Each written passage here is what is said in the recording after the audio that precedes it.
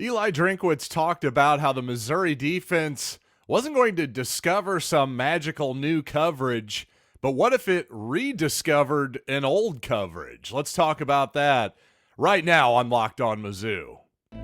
You are Locked On Mizzou, your daily podcast on the Missouri Tigers, part of the Locked On Podcast Network, your team every day.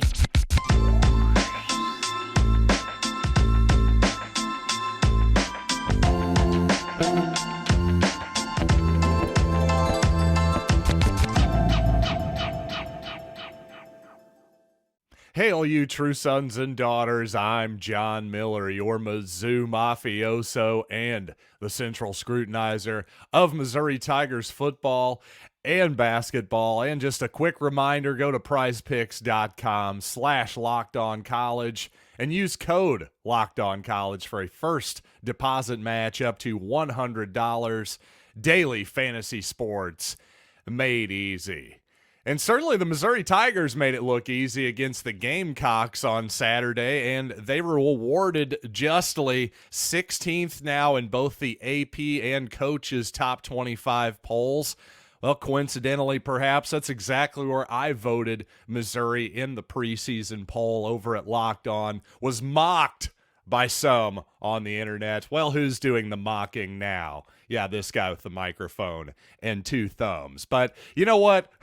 Before I break my arm patting myself on the back too hard, I want to make a couple quick corrections here at the top. I did sort of mislead people yesterday on the show into thinking that, oh, well, Vanderbilt is Missouri and Georgia's only common opponent. That was just bad broadcasting by me. Didn't mean to say that. What I meant to say is it was one of their common opponents, the one where they had the most common results. But obviously Missouri and Georgia have also played Kentucky and South Carolina, as many of you pointed out as well. So my mistake there for sure. And also, one thing I did forget is that Xavier Legette did leave that Missouri-South Carolina game with an injury. So regardless, when he was in there, I felt like Missouri did a great job on him. And clearly, the Missouri defense did an excellent job in general. Its best, I would say, single performance of the entire season. Obviously, the first quarter of against Kentucky was not great. The last three quarters were great. So you're talking 7 quarters in a row of great football here from the Missouri defense. And Eli Drinkwitz talked a lot about how, hey, we just got to communicate better, tackle better. That was basically the subtext of his comments when he was saying, hey, there's not some magical scheme or coverage out there that's going to fix everything. Well, I agreed with that in sentiment, but also I do think Missouri, after going back and watching my end zone footage more carefully, actually, I think Missouri did rediscover what it was defensively last season, and that's mostly a single high safety, hard man-to-man, press man-to-man coverage team, an aggressive team in man-to-man coverage. And guess what happens? When all you do is get after the quarterback in blitzes and guard your man, well, that's pretty simple football. And that's something that Missouri did well for the most part last year. And obviously they did it really well against South Carolina. Certainly there were some different looks at times, a couple zone looks thrown in here and there, mostly in passing down situations. But even then, when they played zone, like I said, in a passing down type situation, a 3rd and long, you're almost always just going to want to keep your man in front of you at that point. So again, I just think that all of that really simplified all of the assignments for Missouri and just allowed these guys to just go out and play instinctual, basic football. And to me, the results were obvious. I thought Missouri played excellent defense very much because of that. Now, obviously, Ennis Rakestraw being back, despite the fact that he played a relatively limited snap count for him, played about 45 or so, 50 snaps, I think, just under 50 snaps. Normally, he'd play all 69 or however many there were in the ball game. But good to see him out there. You actually saw him and Chris Abrams-Draine a few times on the same side of the field, which was interesting. The wide side of the field, Draine would be on the boundary, Abrams-Draine in the slot. Again, I said Missouri played a lot of dime defense against South Carolina. Not sure we'll see as much dime against Georgia. But you know what? If I'm a Georgia coach, after we've gotten past presumably Georgia's going to beat Florida this weekend. We'll see. You never know what can happen in this crazy world of college football, especially in a rivalry game like that. But certainly, I suspect Georgia will take care of business against the Gators. But once they get past that, if I'm a Georgia coach, I'm watching the Missouri-South Carolina film. I'm thinking, you know what? We better run the football early, because I think if we pass it too much, I actually think we're playing into Missouri's hands a little bit, because really South Carolina ran the ball fairly effectively with Mario Henderson, their running back. They just didn't get enough opportunities to do it, arguably didn't do it early enough in the game just to take pressure off Rattler and that Gamecock passing game, because every single time, go back and watch the film, Rattler has nowhere to go with the football, and he's often under complete and utter pressure too. But even when he had a couple seconds or 3 seconds to process something, well, all he could process was, hey, it's man-to-man coverage and none of my guys are open. And apparently, especially with Leggett off the field, there weren't really any receivers that he trusted to just go make something happen and to try to throw them open. So huge credit to the Missouri defense, of course. And again, if I'm Georgia, you better run that football, because you got to make Missouri pay for playing man-to-man coverage some way or another. The best way, certainly LSU did it, was running with their quarterback. And scrambles by the quarterback, that's something that can eat up a man-to-man coverage at times. But again, with the type of pressure Missouri was putting on, though, it's going to be interesting to see this matchup. Carson Beck is not a bad runner by any means. He's no Jaden Daniels, but who really is? So I'm just really interested to see how this matchup plays out for about 1,000 different reasons, but the X's and O's of it are really interesting too. And with Georgia's tight end Brock Bowers almost certainly out for the Missouri game, you got to think Dominic Lovett is going to be a big factor for Georgia in the passing game. He's a slot player, of course, for Missouri. He is down at Georgia too. How much will Chris Abrams drain, or more likely Ennis Rakestraw, match up with him in the slot? Does that take Missouri out of what it wants to do in terms of defending the run game? Just so many different pulls and pushes, gives and takes, and cat and mouse games in this football game. I just continue to think that you look at Missouri on film, especially after this game, what is the real weakness with the Tigers right now? They don't have any glaring ones at the moment. A team that's relatively healthy and playing its best football right now. I think Missouri may just give Georgia all it could handle here in a couple weeks. I don't want to get ahead of myself, but Missouri's just playing really nice football right now. They seem to be getting better every week. But now it is time for your game changer of the week, brought to you by Athletic Brewing Company. And much like Blake Baker, Mizzou's defensive coordinator, Athletic Brewing has completely changed the non-alcoholic beer game. They make non-alcoholic beers that actually taste good. And Blake Baker, again, this week, I thought really changed the game. Really the last couple weeks, if the first half of the season was Missouri trying to figure out exactly what they are defensively, I think we figured it out now for the back half of the season. And you know what I figured out? Athletic Brewing Company is fit for all times. You can drink them anywhere, anytime, and make any activity even more enjoyable, like, of course, watching the Tigers or your kids' game for that matter, and no hangovers ever. So you can find Athletic Brewing Company's non-alcoholic brews at a store near you, or buy online at athleticbrewing.com. First-time customers can use code LOCKEDON to get 15% off your first online order. That's code LOCKEDON at checkout for 15% off at athleticbrewing.com. Near beer, exclusions and conditions apply. Athletic Brewing Company, fit for all times.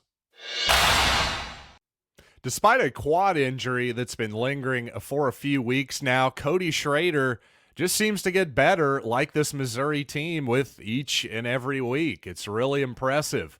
Again, you go back, and I went back and watched closely anyway, and you realize, man, Cody was making some good runs on Saturday. Obviously, his offensive line, in particular, I think the left tackle Javon Foster, the left guard Xavier Delgado did really nice jobs at time of opening up some massive holes for Schrader. But there were some other runs that, man, he just made nice cuts and found some really tiny holes for big gains and first downs. So an excellent job by Schrader.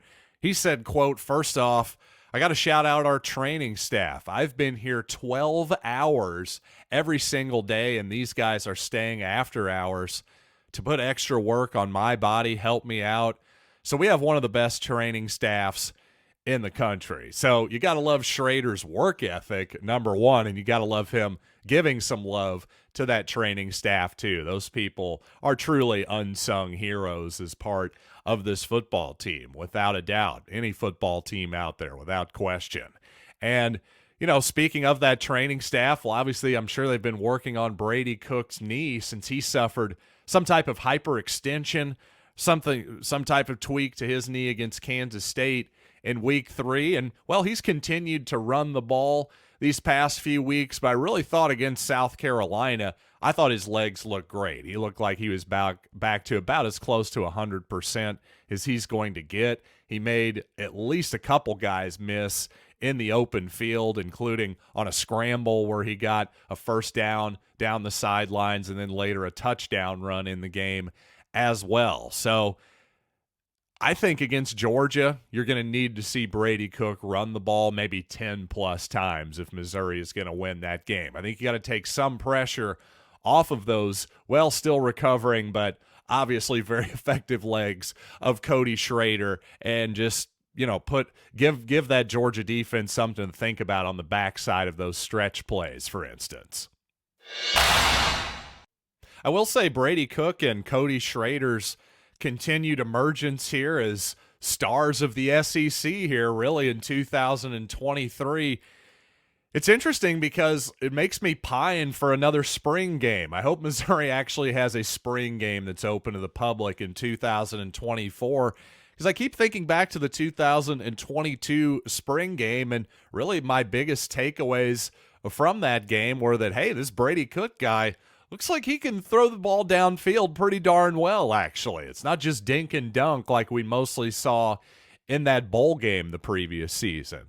Well, that turned out to be true, ultimately. While Cook obviously struggled through a bit of a shoulder injury last season, a labrum injury that required surgery this past offseason, well, he's looking pretty good throwing balls down the field now, for sure.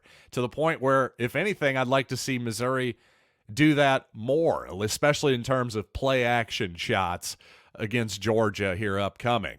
But the other big takeaway was, hey, this Schrader kid, the Truman State kid, yeah, he looks pretty doggone good here. I understand he's going against a lot of second stringers right now defensively and all that good stuff, but man, he is running hard and getting good, tough yardage. That was an obvious takeaway, I think, from anybody who attended that ball game. So as much as you want to take spring football with a grain of salt, there was some stuff to learn from that game. So hopefully 2024 won't just be rained out. Maybe we can at least go inside that glittering new indoor practice facility. Something. Come on, help me out here. This 24, Eli Drinkwitz.